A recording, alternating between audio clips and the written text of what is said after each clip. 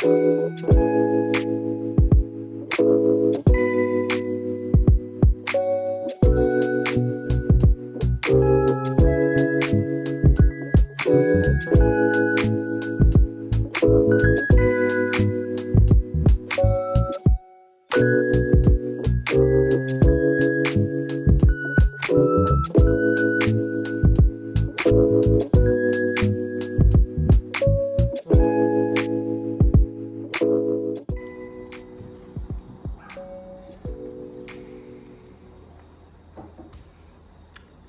a very warm welcome to Happy Hands Knitting Podcast.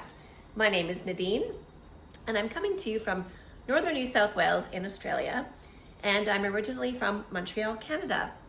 I hope the lighting is okay. We are in daylight saving, so it's winter hours for us. It's about 3:30, and it's a bit overcast, so had to turn on some indoor lighting, so hopefully the lighting is not too bad. So this is primarily a knitting podcast. I do have a bit of sewing to talk about today, and a few kind of an acquisition, I guess. I'll talk about that later. I'm looking for some recommendations on what to make with this yarn that I thrifted from Facebook Marketplace. So I'm talking about this specific yarn, and I'm going to be talking about a thrifty flip, so a dress that I bought from a secondhand store that I turned into a skirt, which I'm wearing. And I'm going to be talking about a baby bonnet that I knit for my daughter's favorite teacher. I've got some progress in the knitted bunny little cotton rabbits. And what else? I bought some buttons for a cardigan that I'm going to show you. And I'm going to talk a little bit about sewing pins and a little trick on keeping them sharp. I think that's all I have to talk about for today. Sounds like quite a bit, but I don't think it's going to be really that long. Today what I'm wearing, this is a knitted tee that I knit out of a bamboo linen yarn, and I'm actually wearing it backwards. I don't know if you can see the back. I had knitted it as a v-neck, but I thought I kind of like the look of it this way as well. So it was just an improvised raglan tee. It's got beautiful drape because of the bamboo and the linen, and I love this top. I think I should definitely make some more of them. And the skirt is I'm gonna stand up. Don't know if we can get it all in the frame. It's got a little pocket. Okay, so this is the skirt that I have sewn from a dress that I bought at an op shop. So I'm gonna insert a little video here. I might pause it or I might just pop it up here. And this is the video of what it looked like as a dress.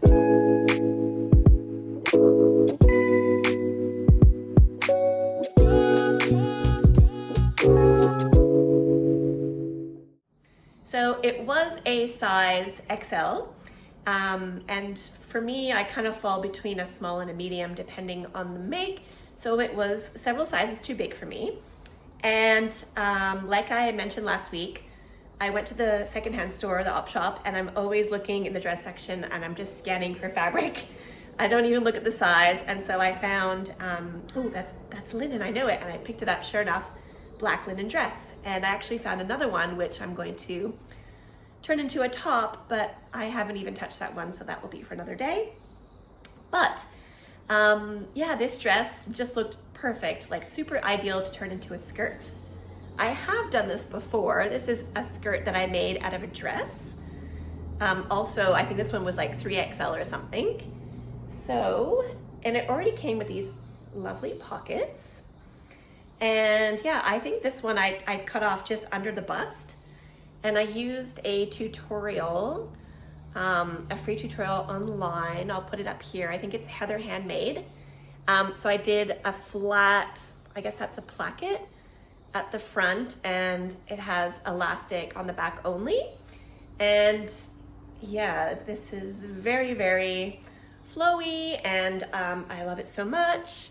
So yeah, I actually bought this dress at the same op shop, but this is like 2 years old. So yeah, I'm always looking at dresses to turn into skirts, and finally I found this one, so I was very, very excited.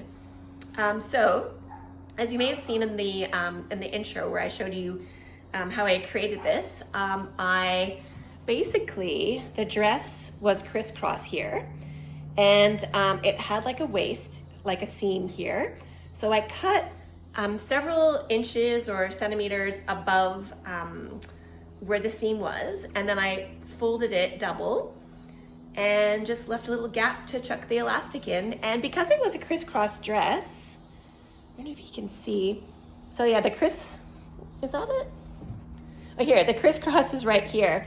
I decided just to leave it in and then just sew over it, and it's perfect.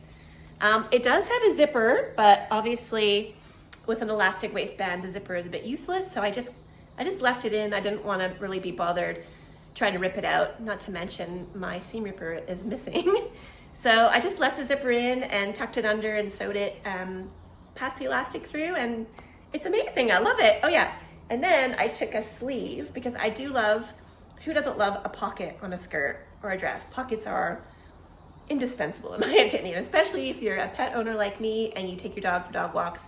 Definitely need a pocket to put the empty poop back in as you're going for a walk. So I took the sleeve and I grabbed my pocket pattern from the Chanterelle pants by So Liberated, and I cut out 2, but you'll notice there's only 1. So I have this other skirt that I bought at a secondhand store, which I did not alter because it's perfect. It's actually the brand Montagne, which is a very expensive Australian linen store. And this skirt has so much fabric. It's beautiful, I love it, but it only has the 1 pocket. So yeah, I always thought it was a bit funny, but this only has 1 pocket as well. The reason being, I cut out 2, but I could not for the life of me get it to be in the same position. And so yeah, I sewed it on, and then I ended up ripping it out because I just wasn't happy, and I just couldn't really be bothered. And I thought, this skirt only has 1 pocket. I'm just gonna stick to 1 pocket. It'll be a design choice. So yeah, here it is. I love it so much. I'll put a little video at the end where I do a little recap of my Me Made May outfits, and this will be the last one. And yeah, it's so lovely. I don't have a black linen skirt, and it's lovely and long. It's a little bit A-shaped, and whereas most of my skirts are just square and cinched at the waist, so it doesn't have much cinching here because of the shape, the A shape, but it's perfect. I love it so much. What can I say? I'm so happy. Okay, so in my thumbnail, I show this yarn. This is Juniper Moon Patagonia Organic Merino, and it is, the color is ivory in this one. The color is Charlotte in this one. I don't know, is that French? Sounds like French. And it is a sport weight yarn. It has 350 meters per 100 grams. And I got this yarn maybe almost a year ago, actually. I bought it on Facebook Marketplace, and it's been in my stash. And if you've been following me this year, you'll know that I'm trying to knit only from my stash because I'm saving my pennies, because I will be going to the Australian Sheep and Wool Show this year in Melbourne in July. So I'm very, very excited for that. And so I'm trying to save money so that I can buy some yarn there. So I've had this in my stash, and I just don't know what to make out of it. I love purple. I don't know if I love these together. I thought about maybe dyeing something and maybe doing color work, but I only have the 3, and I really want to use only these. I don't have any yarn that could really go with it, and I don't want to buy another one. I want to use what I have. So I thought about doing something striped maybe, but like I said, not too sure about the color. But in the end, I think I'm gonna not use this. I'm gonna use these only. And you're not gonna be surprised if you've watched my videos before. But I think I'm going to make another cardigan, the Corn Cardigan by Rebecca Clow, the Crayabea. So this is a cardigan that has a lot of lace, like it's just full of holes. And I love this cardigan. It's the second one that I've made. I obviously love it because I made two. And on the first two, I used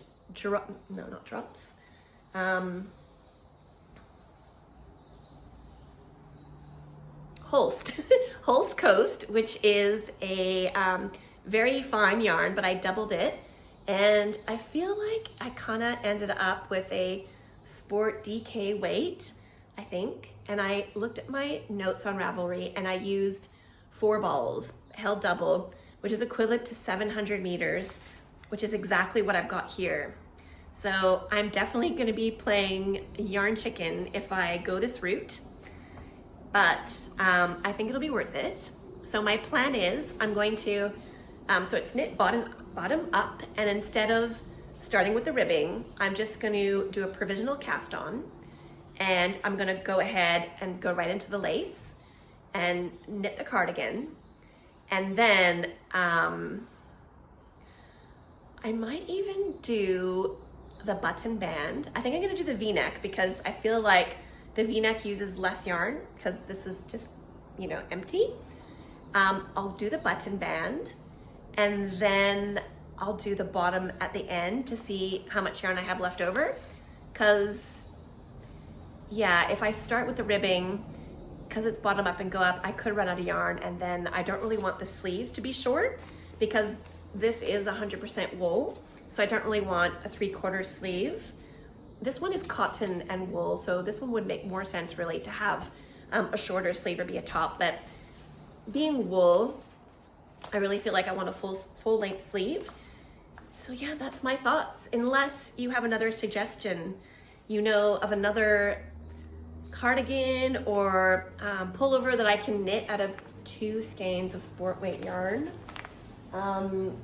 Maybe even incorporating this one, maybe. I'm not sure. Oh, it's really, really lovely yarn. I'm very excited about that. So let me know, do you think I should risk it and try a Corn cardigan? Do you have any other tips for playing yarn chicken that I haven't mentioned? Or do you have another suggestion or idea? I did look on Ravelry. I always look at the projects and then yarn ideas, and I look if anyone else has used this yarn, and no one has used this yarn. So unfortunately that would have been very helpful to see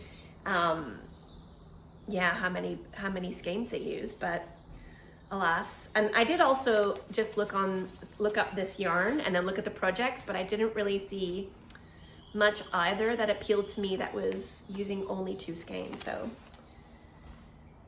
I think it's gonna be a Corn cardigan, which I'm not mad about. I love that pattern. It's super versatile. It's very comfy. It's great for in between seasons because of all the holes. And I feel like this color will go this color will go with anything. So I think it'll be a great option for a cardigan to wear over a dress or over this. Okay, speaking of this Corn cardigan, you may have noticed that it still doesn't have any buttons. I finished this a couple of weeks ago, and I mentioned that I was considering getting some pewter buttons, and I found some, pardon the crinkling. So I found these at the fabric store in Tweed Heads called Fabric Land Fantasia, and I just love them. They're really, really pretty. They've got like a flower on them. Yeah, I think they're gonna be perfect. I did realize just recently that I probably should have gotten an extra one in case I lose one, but anyways, I know where to get more, I guess, if I do lose one, because it's not very far from here. So yeah, that's gonna go on there. Okay, just briefly while I think about it, because I didn't want to forget, I was gonna give you this tip about your pins. So you can use them for sewing, or you can even use them for knitting when you're blocking your objects. And this is felted ball that I made probably when my daughter was 3, so probably about 15 years ago. And it's not perfect, it's not a perfect felt ball. You can see there's like little folds here, but, yeah, and here too. But I made this using the wet felting method. So I just cut basically on the inside, it's not all this beautiful color, which has probably faded a little bit, but on the inside it was just white roving. And then I finished it up with some variegated roving, and then put it in some soapy water, and you just roll it into a ball until it becomes felt. So yeah, hot soapy water and friction, and there you go. And the great thing about having a wool pin ball is every time you put a pin in, the wool actually sharpens your pin. So that's actually really incredible. So, you know, your pins have to be sharp when you're popping them through your fabric. You know, when you're sewing, it's very important. So I'm just gonna see if I can get the sound to work. Okay, hold on.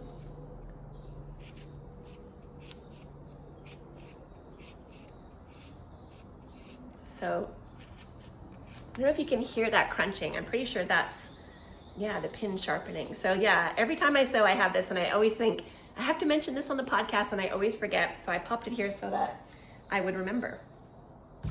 Okay, in bunny news, my 2 bunnies are over here are awaiting their cousin. So I'm making these for my nieces and nephews that I'm going to be visiting for a Christmas in July shortly. And so this is the 3rd one. That's the head. I don't really have anything extra to add about that. I'm just doing the body now. Still using the same yarn that I got for $2.50 from the secondhand store.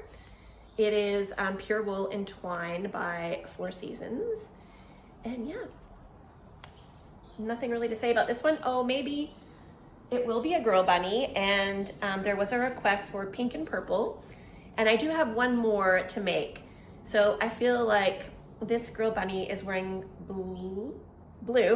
So I think I'll do this one, the next one in purple, and then the last one in pink.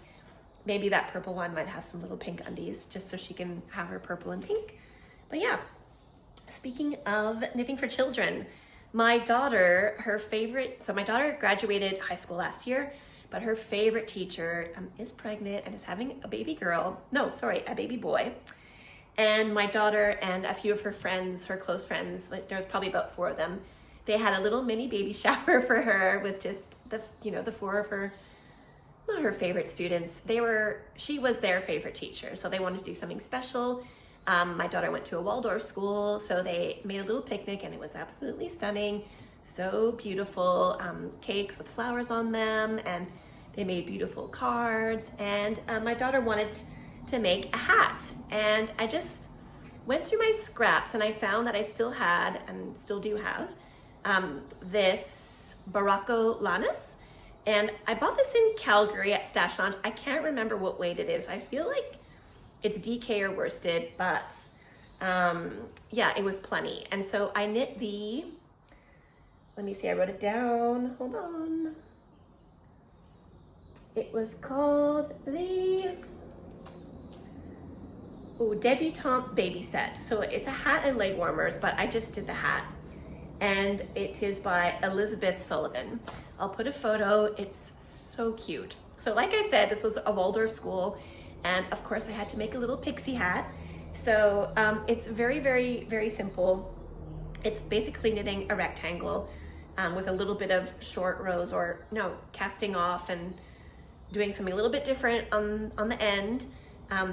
But it's so easy. And then instead of doing incorporating the ties into the cast on, it's a free pattern. I'm not spoiling anything. I just did a crochet chains at the end. Also, I wasn't sure how much yarn because I don't even know what weight this is. So yeah, I'll put a little video. I took a little video of it because I don't have it anymore. It knit super fast. It knit in one evening, and she loves it. She was so happy, and apparently yellow is her favorite color, so I was very happy about that. And I don't have to worry about her mistreating it because she is a Waldorf teacher, so she's very familiar with wool.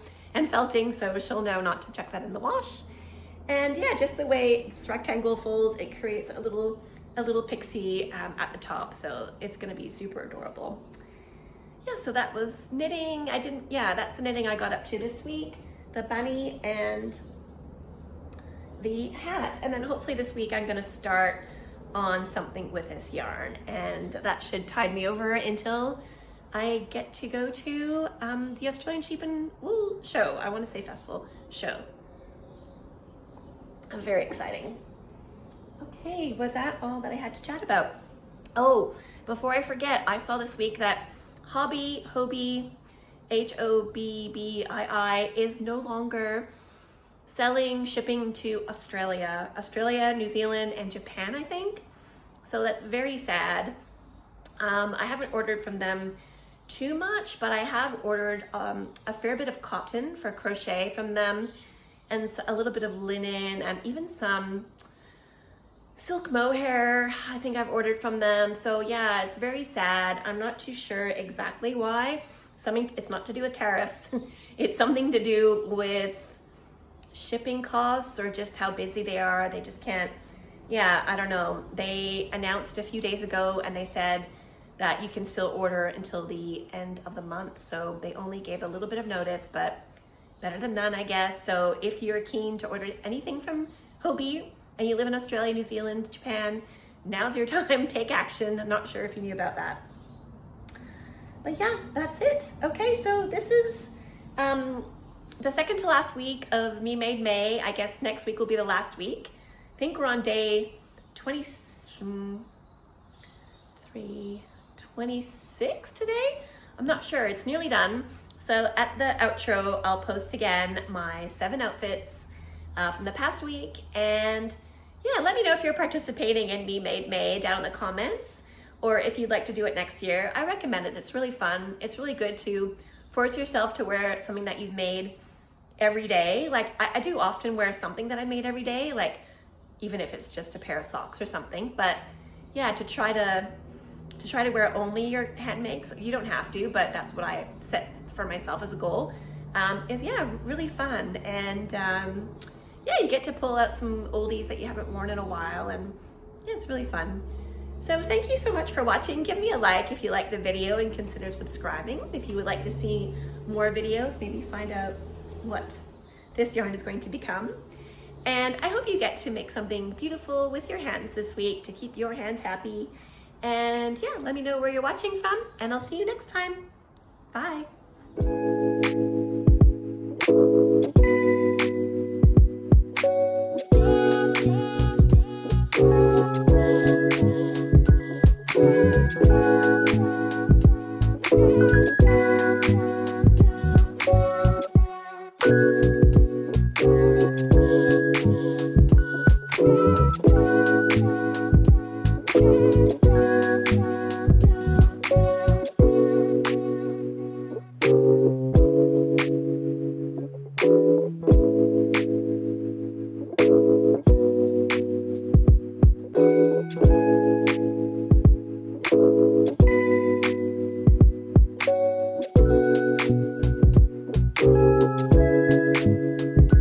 Thank you.